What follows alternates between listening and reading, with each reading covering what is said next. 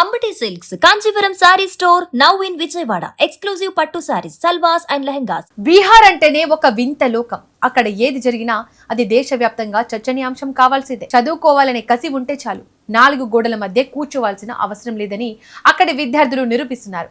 మొన్నటికి మొన్న విమానాశ్రయ రన్వే మీద కూర్చొని పరీక్షలు రాసి అందరినీ ఆశ్చర్యపరిచారు. ఆ ముచ్చట ఇంకా మర్చిపోకముందే ఇప్పుడు మరో కొత్త ట్రెండ్ మొదలు పెట్టారు. ఏకంగా బిజీగా ఉండే రోడ్ల పక్కన కూర్చొని వెళ్లే వాహనాల హారన్ల మధ్య ఏకాగ్రతతో పరీక్షలు రాస్తున్నారు. ఈ వింత దృశ్యం ఇప్పుడు సోషల్ మీడియాలో విపరీతంగా చక్కర్లు కొడుతోంది. ఈ అద్భుతమైన ఘటన బీహార్లోని సివాన్ జిల్లాలో వెలుగులోకి వచ్చింది. అక్కడ ఒక ప్రైవేట్ కోచింగ్ సెంటర్ నడిపే యాజమాని తన విద్యార్థులకు పరీక్ష పెట్టాలని అనుకున్నాడు. కానీ అతడి దగ్గర సరిపడా గదులు లేవు.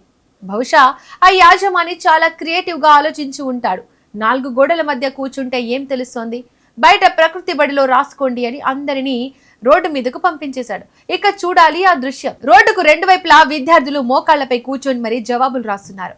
పక్క నుంచే లారీలు, కార్ల వేగంగా దూసుకెళ్తున్నాయి. కొందరు విద్యార్థులు ఏకంగా రోడ్డు మధ్యలో కూర్చొని ఉంటే మరికొందరు నిలబడి గోడకు పేపర్లు పెట్టుకుని రాస్తున్నారు.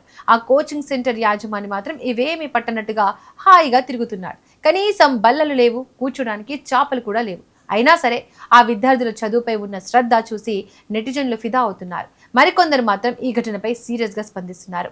ప్రభుత్వ పాఠశాలలు సరిగ్గా లేకపోవడంతోనే ఇలాంటి ప్రైవేట్ దుకాణాలు వెలుగుస్తున్నాయని మండిపడుతున్నారు.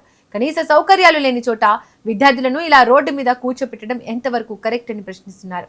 కానీ బీహార్లో ఇవన్నీ చాలా కామన్ అయిపోయాయి. అక్కడ పరీక్షలంటేనే ఒక సాహస యాత్రలా మారిపోయింది. పరీక్ష రాయడానికి క్లాస్ రూమ్ కావాలని కోరుకోవడం కంటే రోడ్డు పక్కన ప్లేస్ దొరికిందని సంతోషపడే పరిస్థితి అక్కడ ఉంది.